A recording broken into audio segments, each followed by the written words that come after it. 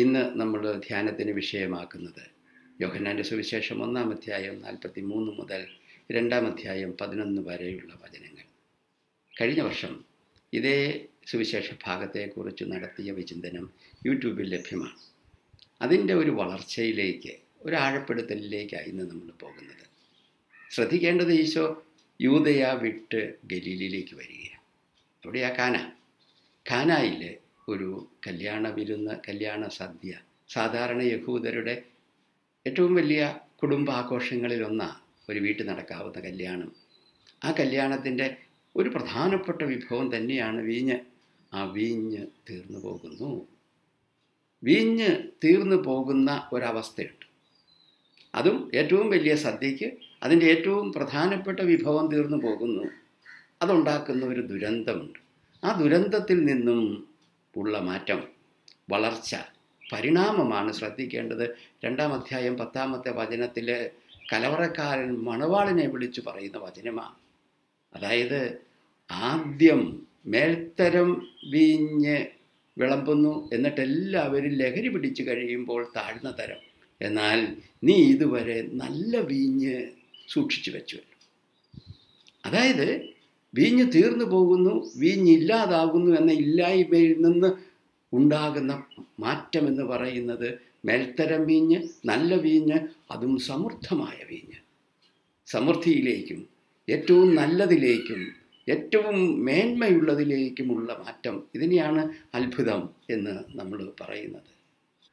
അപ്പോൾ ഈ വീഞ്ഞ് തീർന്നു പോകുന്നത് ഒരു ദുരന്തം ആണ് എന്ന് പറയാം, ഒരു അത്യാഹിതമാണ്. ആ അത്യാഹിതവും ദുരന്തവും അതോടൊപ്പം തന്നെ ഒരു സാധ്യതയാണ് തുറന്നു വരുന്നത്. എന്ത്?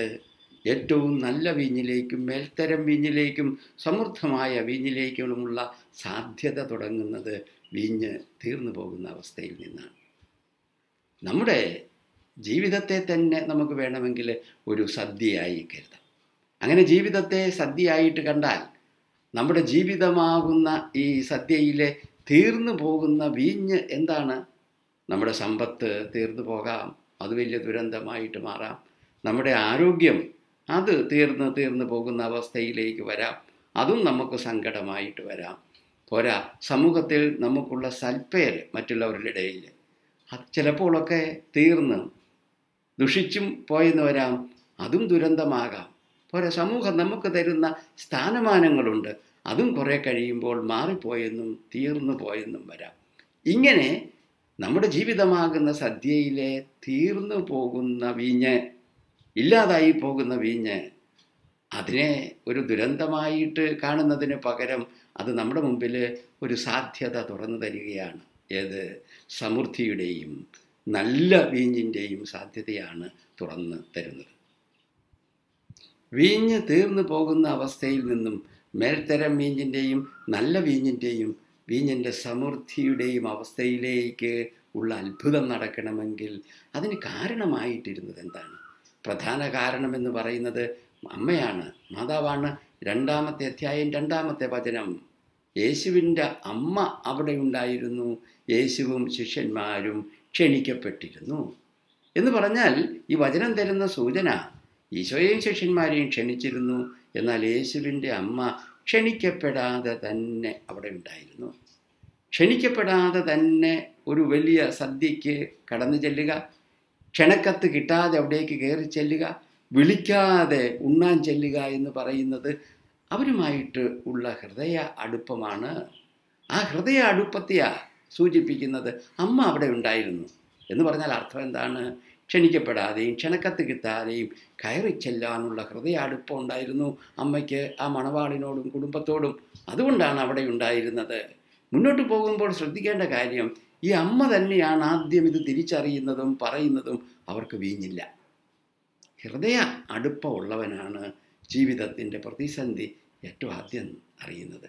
വീഞ്ഞ് തീർന്നു പോകുന്നത് ഏറ്റവും ആദ്യം അറിയുന്നത് എന്നോട് ഏറ്റവും ഹൃദയത്തോട് അടുപ്പം ആയിട്ട് നിൽക്കുന്ന വ്യക്തിയാണ്. എന്ന് പറഞ്ഞാൽ ഈ സുവിശേഷ ഭാഗം, ഈശോയുടെ ജീവിതത്തിലെ സംഭവം എന്നോട് പറയുന്നത് ഇതാണ്: നിൻ്റെ ജീവിതത്തിലെ വീഞ്ഞ് തീർന്നു പോകുന്ന അനുഭവങ്ങൾ മേൽത്തരം വീഞ്ഞിൻ്റെയും നല്ല വീഞ്ഞിൻ്റെയും വീഞ്ഞിൻ്റെ സമൃദ്ധിയുടെയും അത്ഭുതമായിട്ട് രൂപാന്തരപ്പെടണമെങ്കിൽ എന്ത് ചെയ്യണം? നിന്റെ ഹൃദയത്തോട് ഏറ്റവും അടുപ്പമുള്ളവരെ കൂടെ നിർത്തുക. പോരാ, അത്തരം അടുപ്പങ്ങളെ വളർത്തിയെടുക്കാനും അവരോട് ചേർന്ന് നിൽക്കാനും ശ്രദ്ധിക്കുക. എപ്പോൾ? ജീവിതത്തിലെ വീഞ്ഞു തീർന്നു പോകുന്ന അനുഭവങ്ങളിൽ, വീഞ്ഞു തീർന്നു പോകുന്ന ദുരന്ത അനുഭവങ്ങളിൽ, വേദനാനുഭവങ്ങളിൽ എന്ത് ചെയ്യണം? നിന്റെ ഹൃദയത്തോട് ഏറ്റവും അടുപ്പമുള്ളവരോട് ചേർന്ന് നിൽക്കുക. അപ്പോഴാണ് വീഞ്ഞില്ല, വീഞ്ഞ് തീർന്നുപോയി എന്ന അവസ്ഥ ഏറ്റവും സമൃദ്ധമായ മേൽത്തരം വീഞ്ഞിൻ്റെ അത്ഭുതമായി മാറുന്നത്. ഇവിടെ നമ്മൾ ഓർക്കേണ്ട മറ്റൊരു വചനം 11-ാമത്തെ വചനമാണ്. സുവിശേഷകൻ പറയുന്നു, യേശു താൻ പ്രവർത്തിച്ച അടയാളങ്ങളുടെ ആരംഭം. അതായത് കാനായിൽ ഈശോ പച്ചവെള്ളത്തെ വീഞ്ഞാക്കി മാറ്റിയത് ഒരടയാളമാണ് എന്നർത്ഥം. ഒന്ന് ഓർത്ത് നോക്കിക്കുക, ഈ പച്ചവെള്ളം വലിച്ചെടുത്താണ് മുന്തിരിച്ചെടി മുന്തിരിങ്ങായ ഉണ്ടാക്കുന്നത്. ആ മുന്തിരിങ്ങയാണ് പിന്നീട് വീഞ്ഞായിട്ട് രൂപാന്തരപ്പെടുന്നത്. ശരിക്കും പറഞ്ഞാൽ ഈശോ ഇതിനകത്തെ ഒരു സ്റ്റെപ്പൊന്ന് ബൈപ്പാസ് ചെയ്തു എന്നുള്ളതേ ഉള്ളൂ. ഏത്? വെള്ളം മുന്തിരിങ്ങ ആകി മാറിയിട്ട് പിന്നീട് വീഞ്ഞാകുന്നതിന് പകരം ഒറ്റയടിക്ക് വെള്ളം വീഞ്ഞായി മാറുന്നു. നമ്മുടെ ശ്രദ്ധ പോകേണ്ടത് യോഹന്നാൻ പറയുന്ന കാര്യത്തിലേക്ക്. ഇത് അടയാളമാണ്. അടയാളം എന്ന് പറഞ്ഞാൽ ഇത് വേറെ എന്തിനെയോ സൂചിപ്പിക്കുന്നത്, വേറെ എന്തിനെയാണ് ഇത് സൂചിപ്പിക്കുന്നത്? വെള്ളം വീഞ്ഞായി മാറുന്നത് പുറമേ നടക്കുന്ന ഒരു കാര്യമാണ്, ബാഹ്യമായ കാര്യമാണ്. എന്നാൽ ഇതിൻ്റെ സൂചന പോകേണ്ടത് മറ്റൊന്നിലേക്കാണ്. 9-ാമത്തെ വചനത്തിൽ ആ കലവറക്കാരൻ മണവാളനെ വിളിക്കുന്നത്, ശരിക്കു പറഞ്ഞാൽ ആ മണവാളൻ്റെ മനസ്സിലല്ലേ യഥാർത്ഥമായ മാറ്റം, പരിണാമം നടന്നത്. വീഞ്ഞ് തീർന്നു പോയി എന്നറിയുന്ന മാത്രയിൽ ആ മണവാളൻ്റെ അവസ്ഥ എന്തായിരിക്കും? അവൻ്റെ ഹൃദയത്തിൽ നിറയെ ഭാരം, ദുഃഖം, വിഷാദം, നിരാശ. ആ അവസ്ഥയിൽ നിന്നാണ് കലവറക്കാരൻ വിളിച്ചിട്ട് മുന്തിയ വീഞ്ഞ്, മേൽത്തരം വീഞ്ഞ്, നല്ല വീഞ്ഞ്, അത് സമൃദ്ധമായിട്ട്. ഇത് കേൾക്കുമ്പോഴുള്ള മണവാളൻ്റെ ഹൃദയത്തിൻ്റെ ഭാവം എന്തായിരിക്കും? പഴയ സങ്കടം വലിയ ആനന്ദമായി മാറുന്നു, വിഷാദം വലിയ സന്തോഷമായി മാറുന്നു, നിരാശ വലിയ ആത്മവിശ്വാസത്തിലേക്ക് വളരുന്നു. ഒന്നോർത്ത് നോക്കിക്കേ, യഥാർത്ഥത്തിൽ അത്ഭുതം നടക്കുന്നത് ഈ മണവാളൻ്റെ മനസ്സിലല്ലേ, ഹൃദയത്തിലല്ലേ? ഇതല്ലേ യഥാർത്ഥ രൂപ പരിണാമം എന്ന് പറയുന്നത്, മാറ്റമെന്ന് പറയുന്നത്. മണവാളൻ്റെ ഹൃദയത്തിലാണ് ഈ വലിയ അത്ഭുതം യഥാർത്ഥത്തിൽ നടന്നത് എങ്കിൽ ഈ അത്ഭുതത്തിന് കാരണമായിട്ട് നിന്നതെന്താണ്? അതായത് അയാളുടെ ജീവിതത്തിലെ ഏറ്റവും വലിയ ദുരന്തം, ഏറ്റവും വലിയ മാനഹാനി, ഏറ്റവും വലിയ സങ്കടം, ഏറ്റവും വലിയ വിഷാദം, ഏറ്റവും വലിയ ആഹ്ലാദമായിട്ട് പരിണമിച്ചതിന് കാരണം എന്താ? കാരണം ഈശോയുടെ അമ്മ അവിടെ ഉണ്ടായിരുന്നു. ക്ഷണിക്കപ്പെടാതെ തന്നെ അവിടെ ഉണ്ടായിരുന്ന അതിഥിയാണ്. ക്ഷണിക്കപ്പെടാതെ കടന്നു വരാൻ മാത്രം ഹൃദയ അടുപ്പമുള്ള വ്യക്തിയാണ് നിൻ്റെ വിഷാദങ്ങളെ ഏറ്റവും വലിയ സന്തോഷമാക്കി മാറ്റാൻ കാരണമാകുന്നത്. അത്തരമൊരു രാസമാറ്റത്തിന് കാരണമാകുന്ന ആൽക്കമി, രാസത്വരകമെന്ന് നമുക്ക് പറയാം, അത് നിൻ്റെ ഹൃദയത്തോട് ഏറ്റവും അടുപ്പമുള്ള വ്യക്തിയാണ്. നിൻ്റെ എല്ലാ ആഘോഷങ്ങളിലേക്കും ഒരു ക്ഷണക്കത്തുമില്ലാതെ കയറി വരാൻ മാത്രം ഹൃദയ അടുപ്പം, സ്വാതന്ത്ര്യം, സ്നേഹമുള്ളയാൾ, അത്രയും കരുതലുള്ള വ്യക്തി, ആ വ്യക്തിയാണ് നിൻ്റെ വിഷാദങ്ങളെ പോലും ഏറ്റവും വലിയ ആഹ്ലാദത്തിൻ്റെ നിമിഷങ്ങളാക്കി രൂപാന്തരപ്പെടുത്തുന്നത്. അതുകൊണ്ട് ഈശോ പറയുന്നത് ഇതാണ്, നിൻ്റെ ഹൃദയത്തോട് ഏറ്റവും അടുപ്പമുള്ള ആ ബന്ധത്തെ വളർത്തിയെടുക്കുക. ദുരന്തങ്ങളും സങ്കടങ്ങളും ഉണ്ടാകുമ്പോൾ അതിനോട് ചേർന്ന് നിൽക്കാൻ മറക്കാതിരിക്കുക. നിൻ്റെ ദുരന്തങ്ങൾ വലിയ അത്ഭുതങ്ങളായിട്ട് മാറും. 2017 ജ്വാല അവാർഡ് കിട്ടിയ ശാലിനി സരസ്വതി എന്ന് പറയുന്ന ചെറുപ്പക്കാരിയായ ഒരു ഭാര്യ, ഇവരുടെ കഥ ആരുടെയും കണ്ണ് നിറയ്ക്കുന്നതാണ്. ഇവർ ബാംഗ്ലൂരിലാണ് വളർന്നത്. അപ്പനും അമ്മയും മലയാളികളായിരുന്നുവെങ്കിലും വളർന്നു. അവിടുത്തെ ഒരു നല്ല IT കമ്പനിയിൽ ഏറ്റവും നല്ല ജോലി, അസിസ്റ്റൻറ്റ് ജനറൽ മാനേജറായിട്ട് ജോലി നോക്കുക, കല്യാണവും കഴിഞ്ഞു. അങ്ങനെ ഇരിക്കുകയാണ് കംബോഡിയയിലേക്ക് ഇവർ രണ്ടുപേരും കൂടെ ഒരു ടൂറ് പോകുന്നത്. അവിടെ വെച്ച് അണുബാധയേറ്റു. വളരെ അപൂർവമായ ഒരു അണുബാധ. 100 പേരിൽ 5 പേരേ ഇതിൽ നിന്നും രക്ഷപ്പെടാറുള്ളൂ. ഭാഗ്യത്തിന് ഇവൾ അതിനെ അതിജീവിച്ചു. പക്ഷേ അതിൻ്റെ ഇടയ്ക്ക് ഇടത് കൈ മുറിച്ച് കളയേണ്ടി വന്നു. പിന്നീട് ആശുപത്രിയിൽ കിടക്കുമ്പോൾ അവൾ തന്നെ പറയുന്ന കാര്യമുണ്ട്. അതായത് വലത് കൈ പൊഴിഞ്ഞ് വീഴുകയായിരുന്നു ആങ്ങളയുടെ മടിയിലേക്ക്. മുന്നോട്ട് പോയപ്പോൾ അവളുടെ 2 കാലും മുറിച്ച് കളയേണ്ടി വന്നു. കാല് മുറിച്ച് കളയുന്നതിൻ്റെ തലേന്ന് അവൾ നെയിൽ പോളിഷ് തനിക്ക് ഏറ്റവും ഇഷ്ടമുള്ള കളർ അടിച്ചിട്ടാണ് സുന്ദരമായ തൻ്റെ കാലിനോട് യാത്ര പറയുന്നത്. അങ്ങനെ 2 കൈയും 2 കാലും നഷ്ടപ്പെട്ട് അവൾ ജീവിതത്തോട് സമരം ചെയ്ത് മുന്നോട്ട് പോവുകയാണ്. മുന്നോട്ട് പോയിട്ടോ ബാംഗ്ലൂരിൽ വെച്ച് നടത്തപ്പെടുന്ന 10 കിലോമീറ്റർ മിനി മാരത്തോണിൽ വെപ്പുകാല് വെച്ചോടി അവൾ സമ്മാനം നേടുകയാണ്. ഇവക്കാണ് ജ്വാലയുടെ അവാർഡ്. ജ്വാലയുടെ അവാർഡ് മേടിക്കാനായിട്ട് ഇവൾ സ്റ്റേജിലേക്ക് കയറുമ്പോൾ വെപ്പുകാലുകാരത്തിയെ സ്റ്റെപ്പിൽ കയറാനായിട്ട് പൊക്കിയെടുത്ത് വെക്കുന്നത് ഭർത്താവ് പ്രശാന്ത. എന്നിട്ടോ അവിടെ പോയി അവൾ പ്രസംഗിച്ചിട്ട് താഴേക്ക് ഇറങ്ങി വരുമ്പോൾ എടുത്ത് താഴേക്ക് ഇറക്കുന്നത് ഭർത്താവ് പ്രശാന്താണ്. അടുത്ത് വന്നിരുന്ന് കഴിയുമ്പോഴോ വെള്ളക്കുപ്പി തുറന്ന് ഇവളുടെ വായിലേക്ക് വെള്ളം ഒഴിച്ചു കൊടുക്കുന്നത് ഇയാളാണ്. ഇത് കണ്ടുകൊണ്ടാണ് മമ്മൂട്ടി പ്രസംഗം ആരംഭിക്കുന്നത്, പ്രധാന അതിഥി.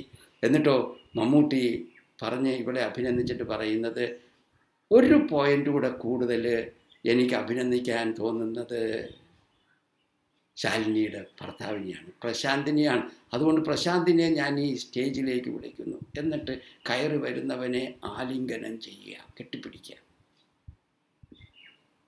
ജീവിതത്തിൻ്റെ ദുരന്തം, സങ്കടം, പ്രതിസന്ധി, അതിനെ വലിയ അത്ഭുതമായിട്ടും വലിയ സന്തോഷമായിട്ടും രൂപപരിണാമം സംഭവിക്കണമെങ്കിൽ എന്താ വേണ്ടത്?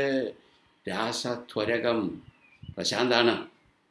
ജീവിതത്തിൻ്റെ ഏറ്റവും വലിയ പ്രതിസന്ധിയിലൂടെ കടന്നു പോകുന്ന ശാലിനി 2 കൈയും 2 കാലും നഷ്ടപ്പെട്ട് ജീവിതത്തിൻ്റെ പ്രതിസന്ധിയിലാകുന്നവളെ അതിൻ്റെ ഏറ്റവും വലിയ വിജയത്തിലേക്ക് 10 കിലോമീറ്റർ മാരത്തോൺ ജയിക്കാൻ മാത്രം മറ്റുള്ളവരോട് മത്സരിച്ച് കൊണ്ടുവരാനുള്ള കാരണമായിട്ട് നിൽക്കുന്നത് ക്ഷണിക്കപ്പെടാത്ത അതിഥിയാണ്. അത്രയ്ക്ക് ഹൃദയ അടുപ്പമുള്ള ആളാണ്, അത്രയ്ക്ക് തൻ്റെ ജീവിതത്തോട് ഒട്ടി നിൽക്കുന്ന ആളാ വ്യക്തി. സ്വന്തം തൻ്റെത് തന്നെയാണ് പറയാൻ മാത്രം അടുപ്പമുള്ള വ്യക്തി. ആ വ്യക്തിയാണ് അത്ഭുതത്തിന് കാരണമാകുന്നത്. അങ്ങനെയെങ്കിൽ ഇന്നത്തെ സുവിശേഷത്തിൽ അമ്മയും ഈശോയും നമ്മളോട് പറഞ്ഞു തരുന്ന പാഠം ഏറ്റവും ജീവിതത്തിൻ്റെ പ്രധാനപ്പെട്ട പാഠമാണ്. അതായത് നിൻ്റെ ഹൃദയത്തിൻ്റെ അടുപ്പങ്ങളെ നീ വളർത്തിയെടുക്കുക. ഏറ്റവും നിൻ്റെ ഹൃദയ അടുപ്പമുള്ള വ്യക്തി ആ ബന്ധത്തെ വളർത്തിയെടുക്കുക. അത്തരം ബന്ധങ്ങളാണ് അത്ഭുതങ്ങൾ സൃഷ്ടിക്കുന്നത്. പോരാ, നിൻ്റെ ജീവിതത്തിൻ്റെ സങ്കടത്തിൻ്റെയും നിരാശയുടെയും തകർച്ചയുടെയും സന്ദർഭത്തിൽ ആ വ്യക്തി, ഹൃദയ അടുപ്പമുള്ള വ്യക്തിയോട് ചേർന്ന് നിൽക്കുക. ചേർന്ന് നിൽക്കുമ്പോൾ നിൻ്റെ ഏത് തകർച്ചയും ഏത് വീഞ്ഞ് തീർന്നു പോകുന്ന അവസ്ഥയും മേൽത്തരം വീഞ്ഞിൻ്റെ അത്ഭുതമായിട്ട്, നല്ല വീഞ്ഞിൻ്റെ അത്ഭുതമായിട്ട്, സമൃദ്ധമായ വീഞ്ഞിൻ്റെ അത്ഭുതമായിട്ട് മാറും. ഇവിടെ നമ്മൾ ഓർത്തിരിക്കേണ്ട ഒരു കാര്യമുണ്ട്. നമ്മുടെയൊക്കെ തൊട്ടടുത്ത് ശാലിനിയുണ്ട്. ജീവിതത്തിൻ്റെ ഏറ്റവും വലിയ പ്രതിസന്ധിയും ദുരന്തവും അഭിമുഖീകരിക്കുന്ന ശാലിനി അടുത്ത് തന്നെയുണ്ട്. അതുകൊണ്ട് തന്നെ സുവിശേഷം തരുന്നത് ഒരു ക്ഷണമാണ്. ഏത്? പ്രശാന്താവുക. അതായത് ഇത്തരമൊരു അത്ഭുതത്തിന്, രാസമാറ്റത്തിന് കാരണമാകുന്ന രാസത്വരകമായി മാറാനുള്ള കടമയാണ് ഈശോ എൻ്റെ മുമ്പിലേക്ക് വെച്ചു നീട്ടുന്നത്. അമ്മയുടെ മാതൃക എൻ്റെ മുമ്പിലേക്ക് വച്ചു നീട്ടുന്നത്.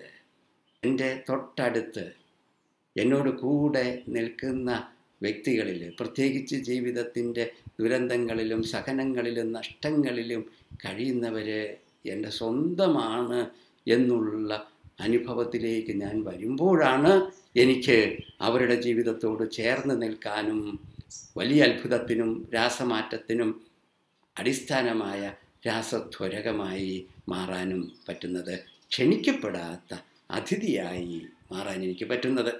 അതുകൊണ്ട് തന്നെ ഈശോ പറയുന്നത് ഇതാണ്: 2 തരം ക്ഷണങ്ങളായി എൻ്റെ മുമ്പിലേക്ക് വെക്കുന്നത്. എൻ്റെ ജീവിതത്തിൻ്റെ ദുരന്തങ്ങളിൽ ക്ഷണിക്കപ്പെടാത്ത അതിഥി, എൻ്റെ ഹൃദയത്തോട് ഏറ്റവും അടുപ്പമുള്ളവരോട് ചേർന്ന് നിൽക്കുക. അതോടൊപ്പം തന്നെ ജീവിത ദുരന്തങ്ങളിൽ പെടുന്നവരെ കാണുമ്പോൾ അവരുടെ ജീവിതത്തിലെ ക്ഷണിക്കപ്പെടാത്ത അതിഥിയാകാൻ ഈശോ എന്നെ ക്ഷണിക്കുന്നു. അതൊരവസരമാണ്. എങ്കിലേ ദുരന്തങ്ങൾ വലിയ അത്ഭുതങ്ങളായി മാറുകയുള്ളൂ. വീഞ്ഞു തീർന്നു പോകുന്ന ജീവിതങ്ങളിൽ മുന്തിയ മേൽത്തരം വീഞ്ഞിൻ്റെ സമൃദ്ധി ഉണ്ടാകുന്നത് അപ്പോഴേ സംഭവിക്കുള്ളൂ. നമ്മളൊരു കാര്യം കൂടി ഓർക്കണം. 11-ാമത്തെ വചനം, ഈശോ തൻ്റെ മഹത്വം വെളിപ്പെടുത്തുന്നതിന് ഇതിലൂടെ എന്താ വെളിപ്പെട്ടത്? മഹത്വമാണ്. ഇങ്ങനെ നമ്മൾ മറ്റുള്ളവരുടെ ജീവിതത്തിലേക്ക് രാസത്വരകമായിട്ട് മാറ്റത്തിന് കാരണമായിട്ട് നിൽക്കുമ്പോൾ എന്താ? മഹത്വമാണ്. നമ്മിലുള്ള ക്രിസ്തു മഹത്വപ്പെടുകയാണ്. പോരാ, അവരിലുള്ള ക്രിസ്തു സാന്നിധ്യം മഹത്വപ്പെടുകയാണ്, വെളിപ്പെടുകയാണ്. ക്രിസ്തുവിൻ്റെ മഹത്വം നമ്മിലൂടെ പുറത്തേക്ക് വരികയാണ് ചെയ്യുന്നത്. നമുക്ക് പ്രാർത്ഥിക്കാം. അതാ ഇന്നത്തെ സുവിശേഷത്തിലൂടെ നീ കാനായിൽ ചെയ്ത അത്ഭുതത്തിലൂടെ നീ എന്നോട് പറഞ്ഞു തരുന്ന ജീവിതത്തിൻ്റെ വലിയ സന്ദേശം സ്വീകരിക്കാനുള്ള കൃപയും തുറവിയും എനിക്ക് നീ തരയണമേ.